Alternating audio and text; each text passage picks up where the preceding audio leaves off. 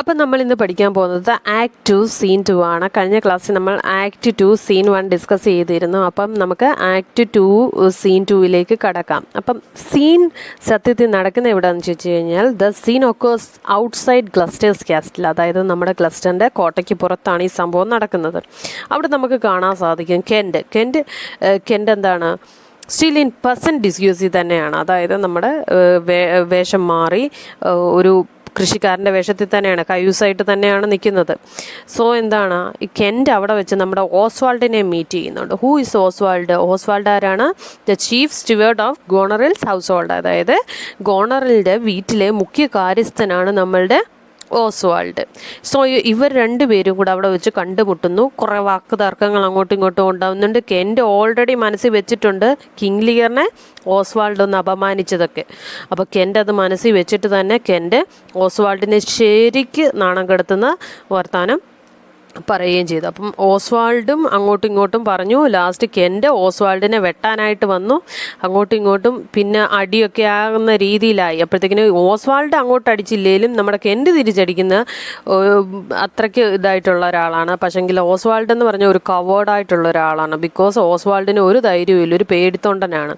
അപ്പോഴത്തേക്കിന് ഇയാൾക്ക് അടി കിട്ടുമെന്നുള്ള ലക്ഷണം ആയപ്പോഴത്തേക്കിന് ഈ ഓസ്വാൾഡ് കണ്ടമാനം വിളിച്ച് കരയാൻ തുടങ്ങി. കരഞ്ഞപ്പോഴത്തേക്കിന് ആ കരച്ചിൽ, ആ ഒരു അലമുറ കേട്ടുകൊണ്ട് നമ്മുടെ എഡ്മണ്ട്, റീഗന്, കോൺവാൾ, ഗ്ലസ്റ്ററും പിന്നെ ബാക്കിയുള്ളവരും എല്ലാം കൂടെ അവിടേക്ക് എത്തിച്ചേർന്നു.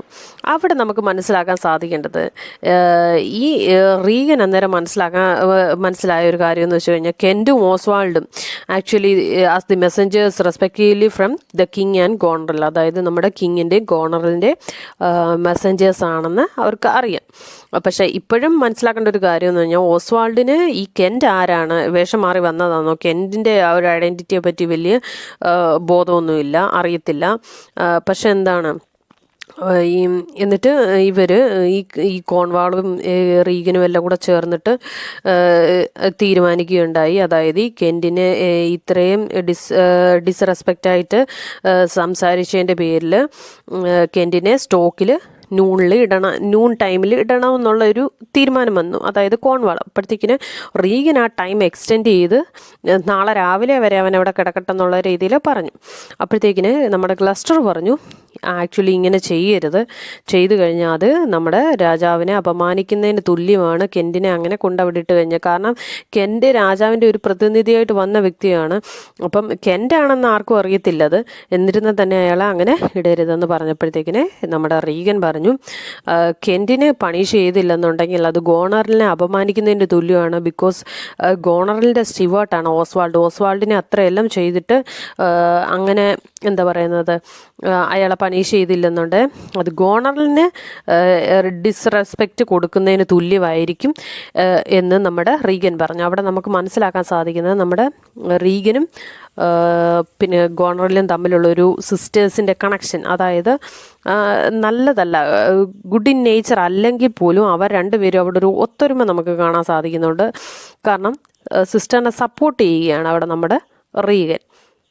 ടൈമിൽ എന്താണ്, ഇവരെങ്ങനെ പോകാൻ തുടങ്ങിയപ്പോൾ പുറകിൽ ഇങ്ങനെ പമ്മി നിന്നിട്ട് നമ്മുടെ ഗ്ലസ്റ്റർ കെൻറ്റിനോട് പറഞ്ഞു, കോൺവാളിനോട് എന്താ പറയുന്നത്, തനിക്ക് വേണ്ടിയിട്ട് ഞാൻ സംസാരിക്കാമെന്ന് പറയുന്നുണ്ട്. അപ്പോഴത്തേക്കിന് കെൻറ്റ് ആക്ച്വലി ഒന്നും പറയുന്നില്ല. ആ സമയത്തേക്കിന് പറയാമെന്നൊക്കെ ഏറ്റു. എന്നിട്ട് നമ്മുടെ ഗ്ലസ്റ്റർ അവിടെ നിന്ന് പോകുന്നുണ്ട്.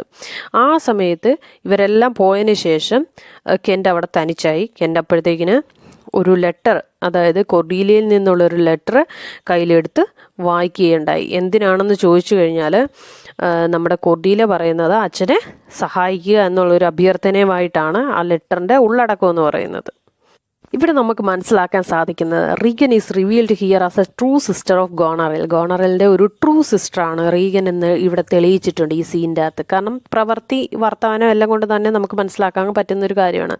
Unlike Albany, Cornwall seems to be fully involved in the plot to humiliate Lear, അതായത് ആൽബനിയെ പോലെയല്ല കോൺവാൾ കണ്ടമാനം എത്രത്തോളം ഈ ഒരു പ്ലോട്ടിൻ്റെ ആയിട്ട് തന്നെ നമുക്ക് മനസ്സിലാക്കാൻ സാധിക്കുന്നത് എത്രത്തോളം ലിയറിനെ ഹ്യൂമിലേറ്റ് ചെയ്യുക എന്നുള്ളൊരു ഉദ്ദേശമാണ് നമ്മുടെ കോൺവാളിലും എന്ന് നമുക്ക് ഈ സീൻ്റെ അകത്തൂടെ മനസ്സിലാകുന്നുണ്ട്. കാരണം ലിയറിന് സപ്പോർട്ടീവായിട്ടല്ല കെൻറ്റിനെ പണിഷ് ചെയ്തിട്ട് അവിടെ സപ്പോർട്ട് ചെയ്യുന്ന നമ്മുടെ ഗോണറിലെ സ്റ്റിവേർട്ടിനെയാണ് അവർ. അപ്പം ഇത്രയേ ഉള്ളൂ ആക്ട് 2 സീൻ 2. അപ്പം നെക്സ്റ്റ് ക്ലാസ്സിൽ നമുക്ക് ആക്ട് 2 സീൻ 3 ഡിസ്കസ് ചെയ്യാം.